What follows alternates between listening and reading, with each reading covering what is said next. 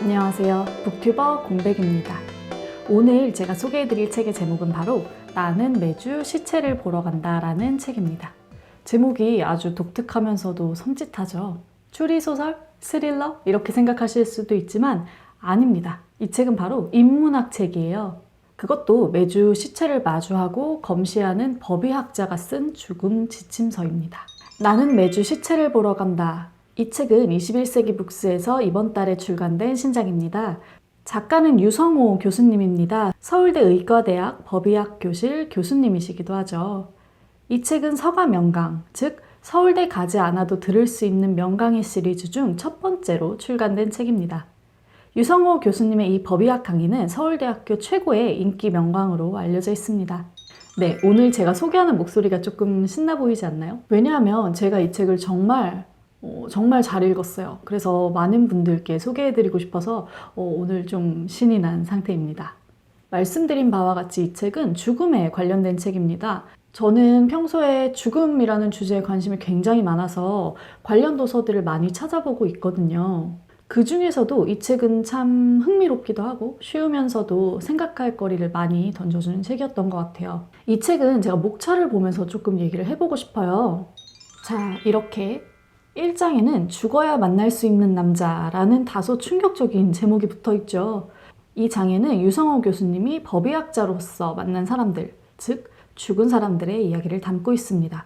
또 법의학에 대한 이야기들도 실려 있고요. 시신의 사망 원인을 분석해서 수사나 재판에 도움을 주는 그런 법의학, 우리가 각종 매체로 많이 접해왔었죠. 그럼에도 불구하고 법의학, 법의학자 이런 말들이 굉장히 낯설죠. 그래서 이 첫 장에서는 이 법의학에 대한 이야기들을 들으실 수 있습니다. 2장은 우리는 왜 죽는가입니다. 2장에서는 다양한 문제들을 다루고 있습니다. 죽음 하면 떠오르는 사회적 문제들, 그러니까 자살, 낙태, 연명치료 등등의 이야기가 담겨 있고요. 다양한 관점에서 보는 죽음과 생의 정의도 담겨 있어요. 우리는 살면서 죽음이라는 말을 정말 수도 없이 듣고 때로는 가까이에서 경험하기도 하잖아요. 그런데 죽음이라는 말을 많이 들어온 것과는 별개로 우리는 죽음에 대해서 그렇게 많이 알지 못하는 것 같아요. 특히 과학이 발전하면서부터는 이 죽음이라는 것을 정의하기가 조금 더 어려워진 것 같습니다. 일단 정확히 어떤 사람이 죽은 사람인지, 어떤 상태를 죽은 상태라고 하는지를 명확히 가려내기가 좀 힘들어졌어요. 예를 들면 이런 것들이 있겠죠. 첫 번째로는 뇌사 상태에 빠진 사람을 삶의 영역에 놓을 것이냐 아니면 죽음의 영역에 놓을 것이냐 이런 문제가 있겠죠. 바로 이 지점에서 존엄사라든지 연명치료에 대한 의견 대립이 발생하기도 하죠. 또 어디서부터를 생명으로 볼 것이냐에 대한 문제도 굉장히 중요합니다. 이것은 낙태나 줄기세포 문제와 직결되는 문제죠. 또 인간에게 죽음을 제어할 권리가 얼마나 있느냐도 굉장히 중요한 문제가 됩니다. 이 문제는 존엄사, 그리고 연명치료 중단, 자살 등의 문제로 귀결되겠죠. 아직도 관련 분야에서 끊임없이 논쟁이 진행되는 만큼 굉장히 흥미로운 장이었어요. 3장, 죽음을 공부해야 하는 이유. 이 장은 죽음을 어떻게 대면할 것인지에 대한 이야기입니다. 제가 가장 좋아하는 장이기도 하고요. 호스피스, 연명치료 중단, 웰다잉, 과학적 영생 등의 이야기가 실려 있습니다. 이 장에서는 특히 이 얘기가 기억이 나요. 만약에 생을 하나의 여정이라고 본다면 죽음이라는 것은 삶의 종착지, 귀결지라는 거죠.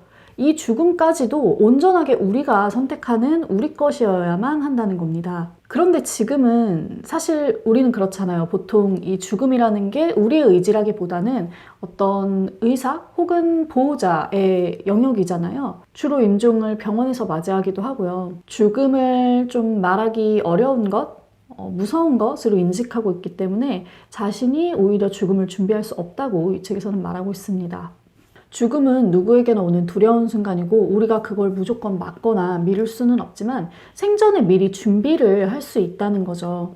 내가 죽음을 준비하고 이야기함으로 인해서 내 여정의 마지막을 계획하고 또 남은 유가족들의 슬픔이나 혼란을 조금이나마 덜어주고 이런 방법들이 이 책에 실려 있습니다. 특히 좋았던 것은 구체적인 죽음의 준비 방법이 이 책에 실려 있다는 점이었어요. 평소에 가족들과 죽음에 대해서 어떤 대화를 나누는 게 좋고 만약 유서를 남긴다면 어떤 내용을 남겨두는 것이 좋고 어떤 식으로 생각하고 어떻게 노력해야 하는지 이런 것들이 실려있는 장이 바로 이 마지막 장입니다. 이 부분은 저는 두고두고 오랫동안 보고 싶더라고요. 특히 제 가족들이랑 보고 싶다는 생각을 참 많이 했어요. 저도 가끔 엄마랑 뭐 죽음에 대한 얘기를 슬쩍 하거나 연명치료에 대한 이야기를 하고는 하는데 저는 이러한 순간들이 나중에 나와 우리 가족의 죽음을 조금 더 가치 있게 후회 없게 만들어줄 거라고 믿거든요. 여기까지 제 얘기를 들으신 분들 중에 이 책이 죽음에 대한 인문학서라고 하니까 좀 무섭지 않을까? 좀 어렵지 않을까? 이런 생각 하시는 분들도 있을 것 같아요. 이 책은 정말 하나도 어렵지 않습니다. 제가 이 책 읽으면서 정말 깜짝 놀란 게 유성호 교수님이 글을 정말 매끈하게 쓰시더라고요. 법의학이라는 낯선 주제가 나오는데도 막힘이 없이 술술술 읽히는 책이었어요. 또 어둡고 좀 무거울 것 같다 이런 걱정을 하시는 분들도 있으실 것 같은데 사실은 죽음을 다루는 이야기다 보니까 분명히 무거운 부분들이 있어요. 특히 비극적인 사건들을 다룰 때는 조금 더 그렇고요. 그렇지만 이 책은 죽음만큼 생애에 초점이 맞춰져 있습니다. 내가 살아가는 이 삶 속에서 어떻게 죽음을 능동적으로 맞이할 것이냐라는 문제를 다루고 있기 때문에 읽고 나면 굉장히 어둡다, 무겁다 이런 느낌보다는 머리가 이렇게 탁 깨이는 느낌이 좀 들어요. 이 책을 정말 많은 분들이 보셨으면 좋겠고 특히 가족분들이랑 함께 보시고 같이 죽음에 대해서 이야기해 볼 수 있는 시간을 가져보셨으면 좋겠어요. 저는 이 책을 정말 재미있게 봐서 이 서가명강 시리즈를 앞으로 좀 눈여겨보게 될 것 같아요.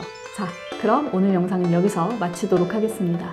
시청해주신 모든 분들 정말로 감사드리고요. 좋아요와 댓글, 구독으로 응원해주세요. 그럼 모두 책 읽는 시간 되세요. 공백의 책단장이었습니다.